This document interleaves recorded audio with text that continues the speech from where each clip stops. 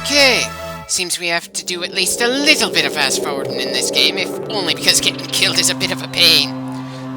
As a side note, this game's death animation is pretty similar to what we saw in Zero Mission. Not really sure why my recording program just left it as a still image at the end of the previous clip.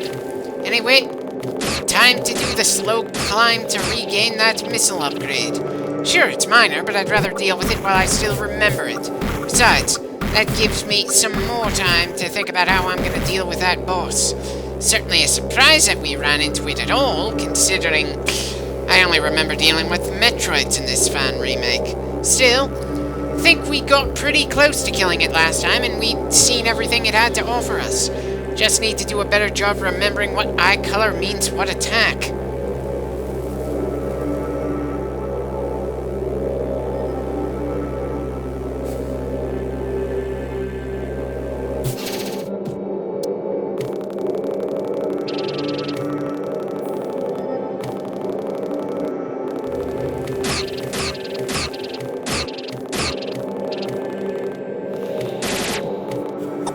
I'd prefer to have full health for round 2.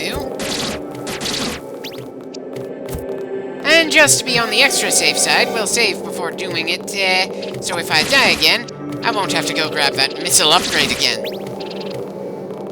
Right. I say I want to start this fight at full health, and I start it literally just 1 point under full.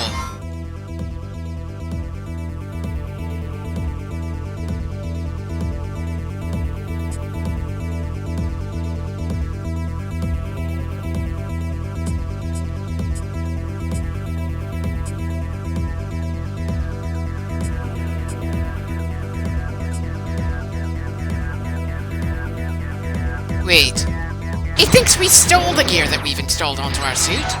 I don't recall the Chozo having any kind of defense mechanisms, like this in any of the other games, 2D or otherwise.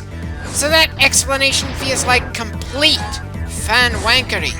Some well thought out fan wankery, but still.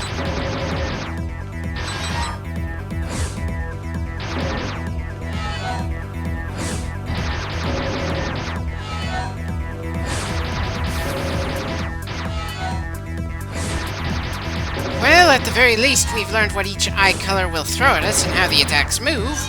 Of course, now the question is how long can I keep this up now that the walls are literally closing in around us?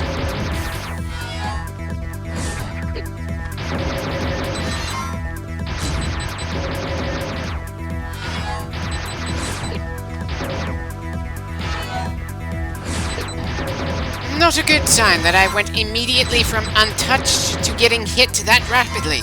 But I must say, I certainly appreciate that this is a rare 2D boss that can be hurt with the standard power beam. It's funny how in some ways I enjoy very durable enemies that can be hurt by anything hitting them, than enemies that need to be hurt in especially specific ways.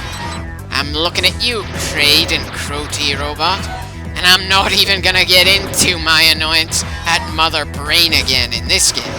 I just want to forget she even exists until we get to Super Metroid.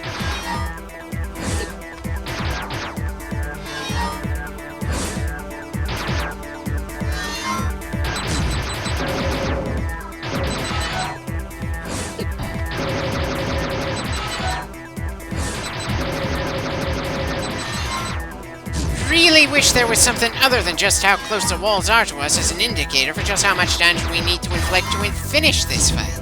Seriously, just what's wrong with giving the enemy a health bar? Some people say it clutters the screen too much or removes realism, but considering the kind of game this is, I don't think those should be concerns.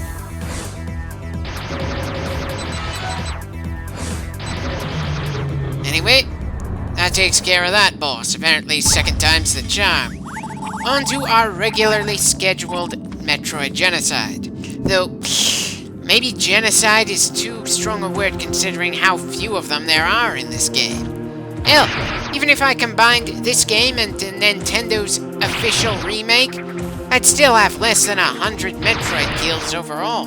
Sure, our job here is to wipe out the Metroid species entirely, but that doesn't change the fact that the word genocide typically implies a scale with far more than just 2 digits.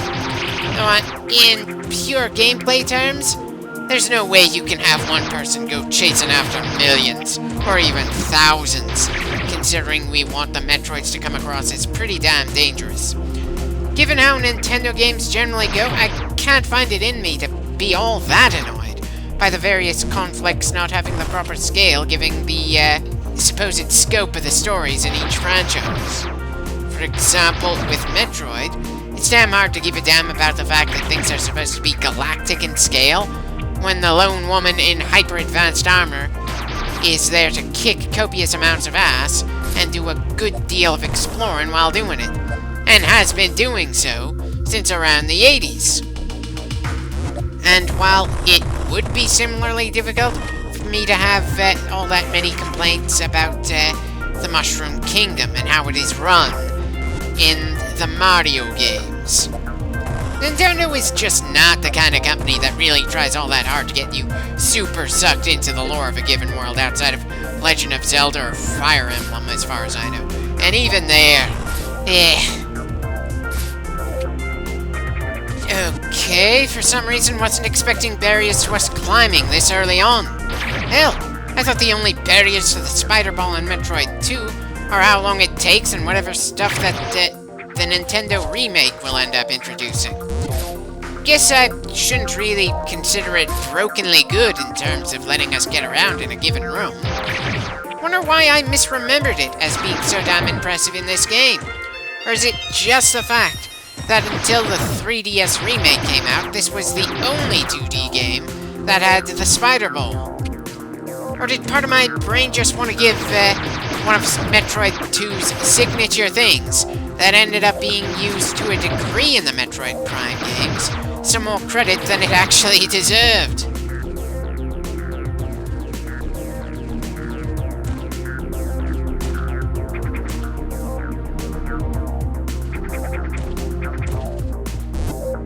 Good. Managed to avoid any lava baths right there. Wonder how long it's gonna take before I stop thinking I'm just gonna drop into the environmental hazards due to my questionable jumping abilities. Speaking of jumping, I think I just jumped in my seat right there. Good God, I was not expecting a jump scare in a 2D game.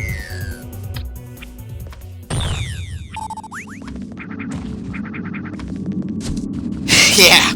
Thanks for the warning that there's a Metroid in this specific room. I know we killed it in a hurry, but still. That is the worst kind of warning I can think of.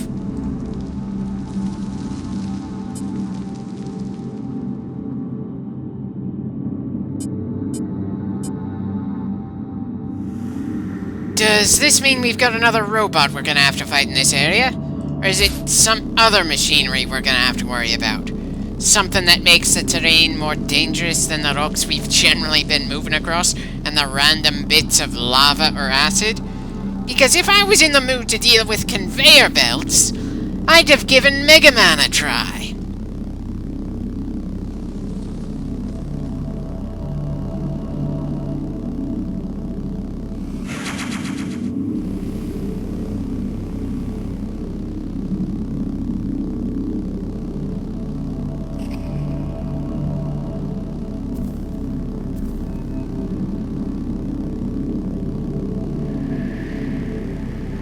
Should I just fast forward when I'm traveling with the Spider Ball, since we're technically seeing new terrain every time? I mean, sure, we move so slowly that it makes it very doubtful there's going to be any conveyor belts in the game at all, but still, the background moving with us is a very nice touch, and it's not like we know just how long it might take for us to find something interesting along the way, even when we're on foot, but damn, this is slow.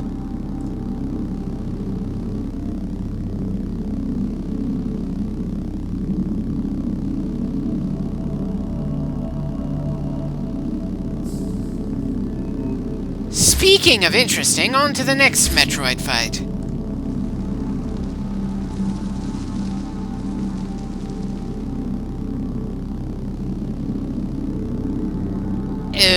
Okay, no clue why I didn't immediately go through the path that would let us get to that Metroid, then turned back towards it. Maybe I just didn't fully realize just how high up this point is on this side of the map.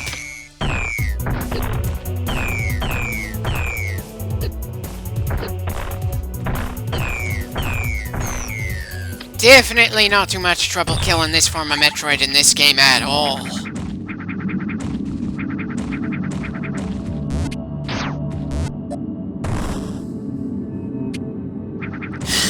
Right. Of course the missile and health items disappeared long before we could have possibly gotten to them with the spider ball, even if I wasn't just aimlessly trying things over on the left. Not that we especially need it if we're likely to be running into another Metroid or two. And with all the various drops of health that the garbage enemies tend to give us, but still.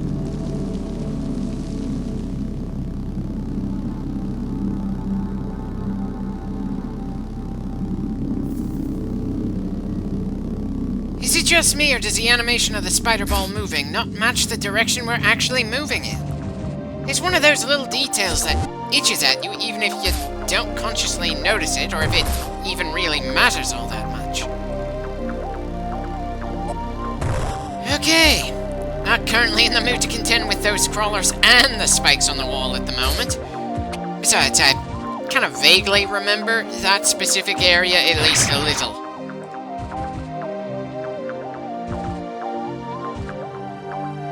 Yeah. The especially annoying shaft just above us, and a locked door right in front of us. It's amazing some of the things you end up remembering. Now, if only I remembered how I actually got past here last time.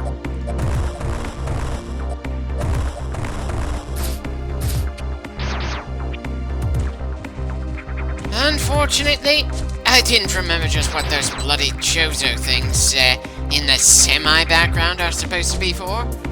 Oh god, don't tell me we have to kill all the hostiles in this room before we're allowed to go through the locked door.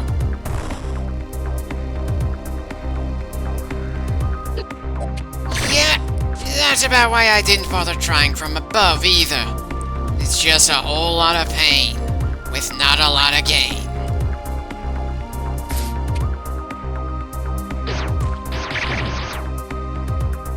Really? Healing item behind the spikes, and of course, we get more hurt trying to get it than we would have if we just let it fade off.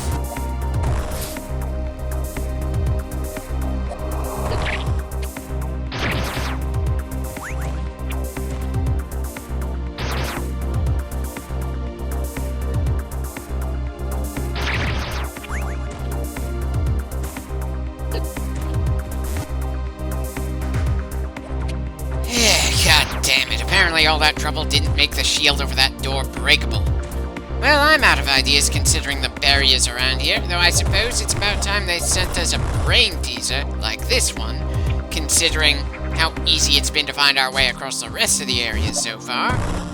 Now, maybe it wouldn't be much of a barrier if we had something like a higher jump, but it's not like we know where to look for that specific upgrade. Unlike Zero Mission, we aren't given any kind of vague hints where we need to go next. Well,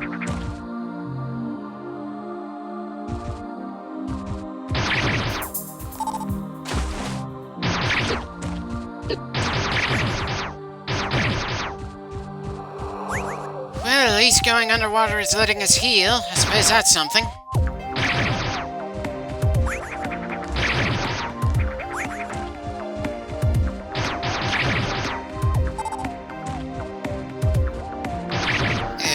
Okay.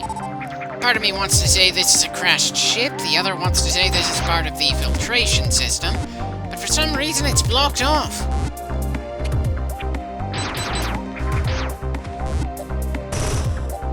Okay, not too familiar with bits of debris taking damage like that in any of the Metroids, but I'll roll with it. Huh. Wasn't expecting the water to drain like that.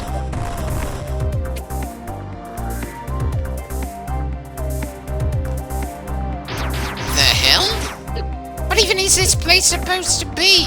Because somehow I doubt that this is actually something that would work in a water treatment plant. I mean, I know, I'm trying too hard to rationalize something in a game that doesn't want to be rationalized, but still.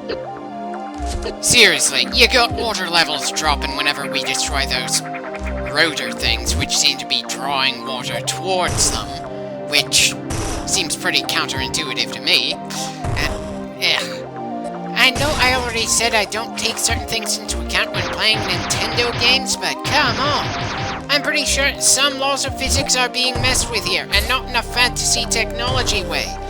It's one thing to have fantasy means of powering ships and giving some fictional means of going faster than light to let the story be able to go to multiple star systems.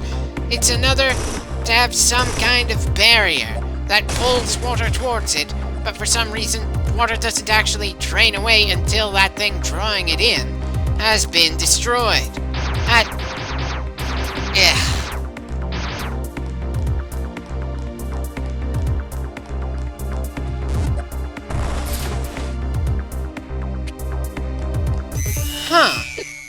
Wasn't expecting to find a Metroid in a place that used to be underwater. As far as I know, the damn things aren't supposed to be amphibious or anything like that.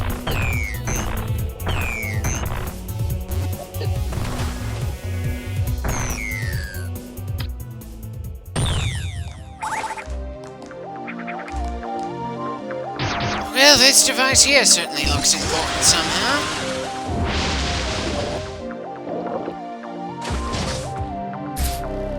I'd ask why there's a random water cannon there, but I assume I'd get no answers. Just like there was no real answer for any of those floating creatures to look like they're wearing various helmets that seem at least a little similar to Samus's. Or why there's a defensive turret here.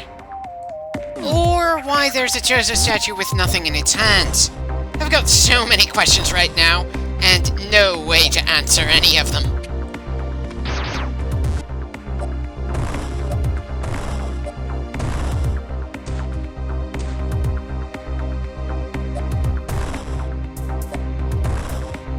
Okay, so these all look like the kinds of balls that a Chozo statue would normally be holding. Did the Chozo just not get around to loading that statue for some reason?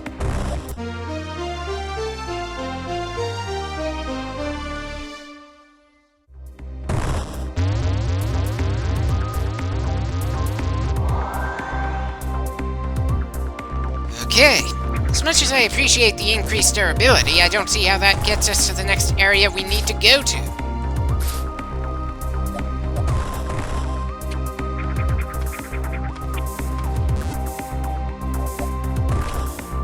Kind of disappointed that being in ball form in a Chozo statue's hands does nothing in this game. Of course, I'm also a little nervous considering how long it's been since we've last seen a save point. If something goes disastrously wrong, then just how much of this are we gonna have to do all over again?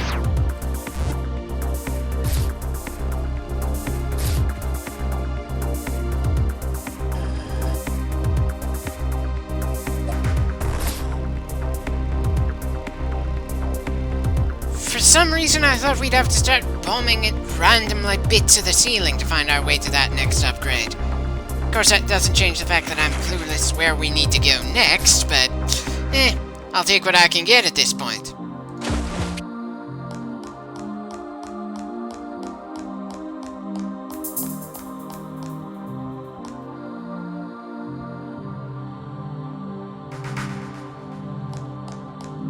Anyone else find it kind of funny that running underwater is still somehow faster than moving around as the spider ball?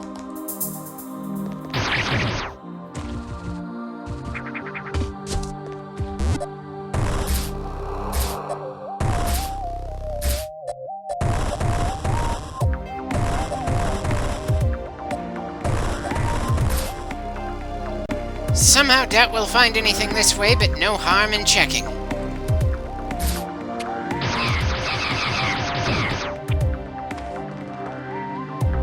Okay! Unexpected, but certainly appreciated. Definitely feels like it's been quite a while since my previous save, at the very least.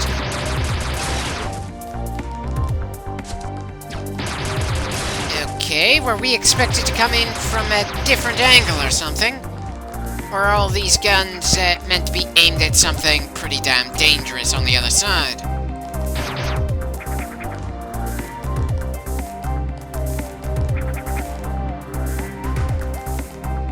Broken save point.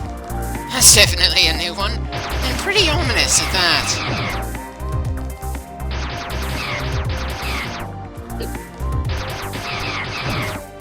Huh. Wasn't expecting to be running across this bridge again, once we passed that broken save point. If anything, I was expecting another boss that I somehow didn't remember waiting to tear us apart. Perhaps we'll find him further up.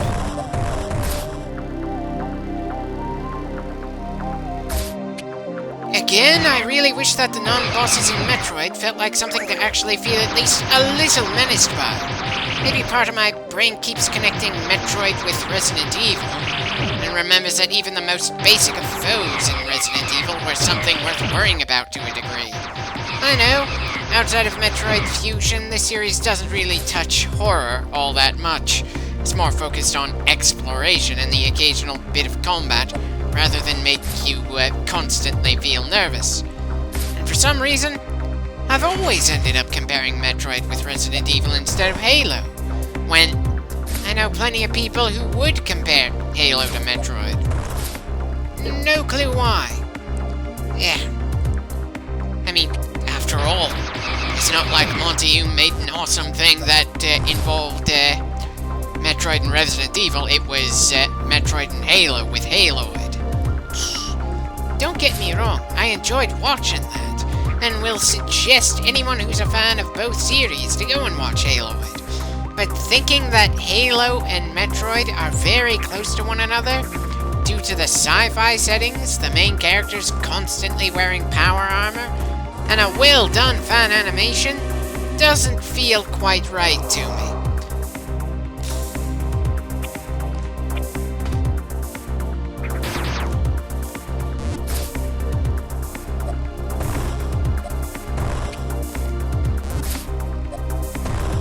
Okay, for some reason I thought the way to the left would have been higher up on the pipes, not near the bottom.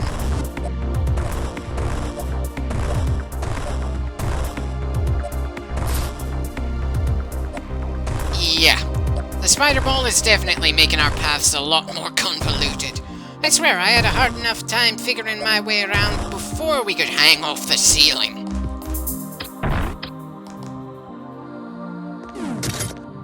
That can't be good. Okay, I think I remember this guy, even if I didn't remember he was in this specific game. For some reason, I remember him better from Metroid Fusion.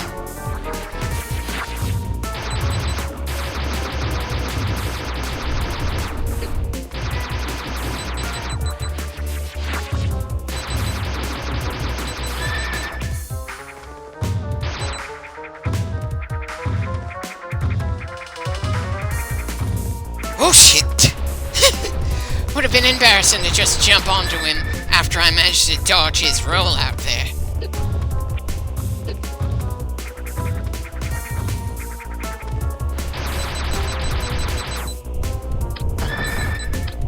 Apparently missiles don't hurt him right now. Guess there's a gimmick here. Which for some reason doesn't transition over to Fusion because I have no idea what it is right now. It probably has something to do with the electrical things on the walls, but I'll be damned if that's enough of a hint for me to figure out what to do on the first go.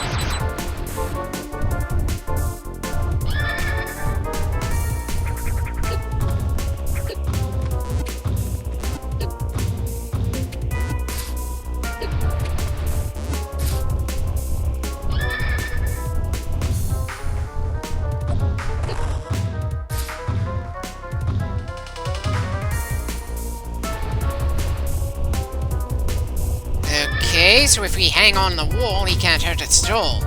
But we can't hurt him from here either.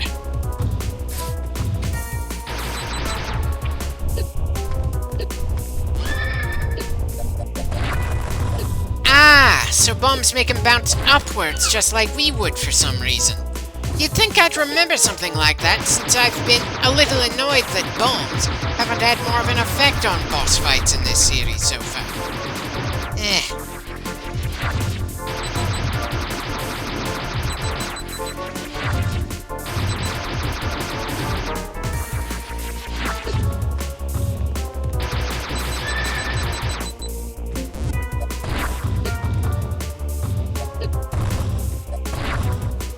Definitely making progress. Just need to do that to him one more time, assuming I last that long. Anyone else chuckling at the fact that the deadliest things on the Metroid homeworld so far are not actually Metroids?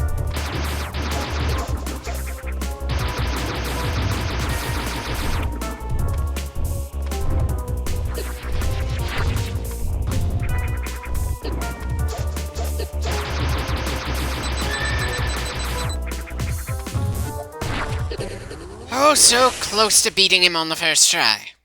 Ah, well, better luck the second.